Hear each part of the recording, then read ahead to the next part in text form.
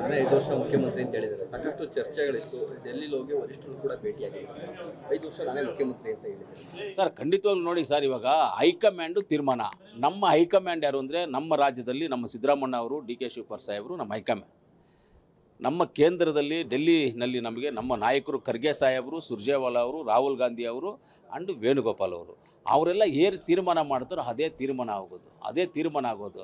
ಅದನ್ನು ಬಿಟ್ಟು ನಾವು ಯಾರು ಏನೇ ಹೇಳಿದ್ರು ಅದು ಯಾವುದು ಒರಿಜಿನಲ್ ಅಲ್ಲ. ಅಂದರೆ ಅವ್ರು ತೀರ್ಮಾನ ಮಾಡಿದ್ದೆ ಫೈನಲ್ಲು. ಅವ್ರು ತೀರ್ಮಾನ ಮಾಡಿ ಫೈನಲ್ ಆಗುವಂಥದ್ದನ್ನು ನಾವು ಯಾಕೆ ಮಾತಾಡಬೇಕು? ನಾವು ಮಾತಾಡಬಾರ್ದು ಅದ್ರ ಬಗ್ಗೆ. ಈಗಂತೂ ಸದ್ಯಕ್ಕಂತೂ ನಾನು ಹೇಳ್ತೀನಿ, ಮುಖ್ಯಮಂತ್ರಿ ಸೀಟು ಖಾಲಿ ಇಲ್ಲ.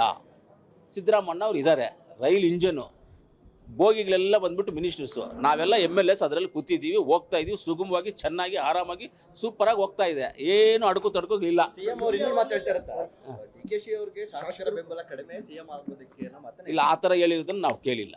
ಆ ಥರ ಅವ್ರಿಗೆ ಶಾಸಕರ ಬೆಂಬಲ, ಇವ್ರಿಗೆ ಶಾಸಕರ ಬೆಂಬಲ ಅಂತಲ್ಲ ಸರ್. ಕಾಂಗ್ರೆಸ್ ಪಕ್ಷದ ಸಿದ್ಧಾಂತದಲ್ಲಿ, ಕಾಂಗ್ರೆಸ್ ಪಕ್ಷದ ಕೈ ಸಿಂಬಲಲ್ಲೇ ನಾವು ಯಾವ್ಯಾರು ಗೆದ್ದಿದ್ದೀವೋ ಅವರೆಲ್ಲದ ಪಕ್ಷದ ಪರವಾಗಿರ್ತೀವಿ, ಪಕ್ಷದ ಪರವಾಗಿ ದುಡಿತೀವಿ. ಪಕ್ಷ ಏನು ಮಾರ್ಗದರ್ಶನ ಕೊಡೋದು ಆ ಮಾರ್ಗದರ್ಶನ ಪ್ರಕಾರವಾಗಿ ಹೋಗ್ತೀವಿ ನಾವೆಲ್ಲ.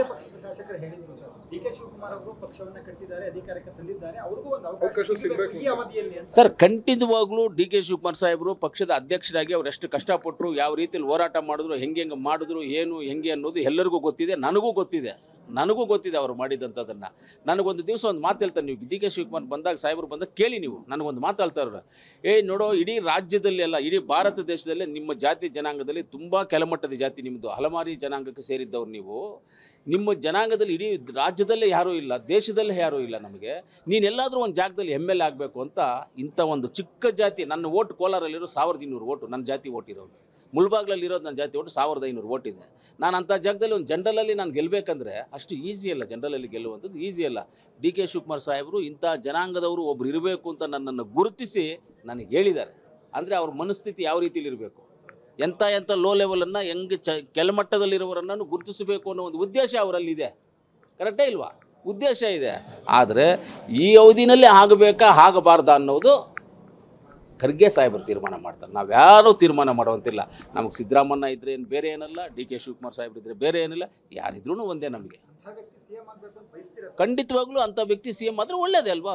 ಮುಂದಿನ ದಿನಗಳಲ್ಲಿ ಅವಕಾಶ ಸಿಗುತ್ತೆ ಸರ್, ಯಾರಿಗೂ ಅವಕಾಶ ಸಿಗುತ್ತೆ ಸರ್, ಸಿಗದೆ ಹೋಗೋದಿಲ್ಲ ಸರ್. ನಾನು 2013ರಲ್ಲಿ MLA ಆದೆ, 18ರಲ್ಲಿ ನಾನು ಅಪ್ಲಿಕೇಶನ್ ರಿಜೆಕ್ಟ್ ಆಯಿತು, ಸ್ಕೂಟಿನಲ್ಲಿ ರಿಜೆಕ್ಟ್ ಆದೆ, 23ರಲ್ಲಿ MLA ಆಗಿಲ್ವಾ? ವೆಯ್ಟ್ ಮಾಡಿದೆ ಸರ್. ವೆಯ್ಟ್ ಮಾಡಿದ್ದಕ್ಕೆ ನನಗೆ ಪ್ರಸಾದ ಸಿಕ್ತು.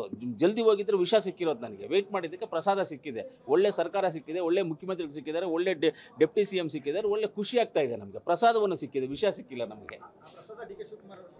ಖಂಡಿತವಾಗ್ಲೂ ದೇವ್ರ ದಯದಿಂದ ಪ್ರಸಾದಗಳು ಎಲ್ಲರಿಗೂ ಸಿಗುತ್ತೆ, ಅವ್ರಿಗೆ ಅಂತಿಲ್ಲ, ನಮ್ಮೆಲ್ಲರಿಗೂ ಸಿಗ್ತದೆ. ಡಿ ಕೆ ಶಿವಕುಮಾರ್ ಸಾಹೇಬರು ಮುಂದಿನ ದಿನಗಳಲ್ಲಿ ಒಳ್ಳೇದಾಗುತ್ತೆ, ಅವ್ರಿಗೆಲ್ಲ ತೊಂದರೆ.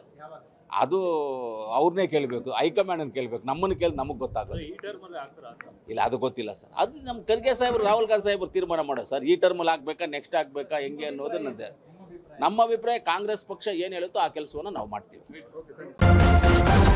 ನ್ಯೂಸ್ ಫಸ್ಟ್, ನಿರ್ಭೀತಿಯಿಂದ ನಿಮ್ಮ ಪರವಾಗಿ.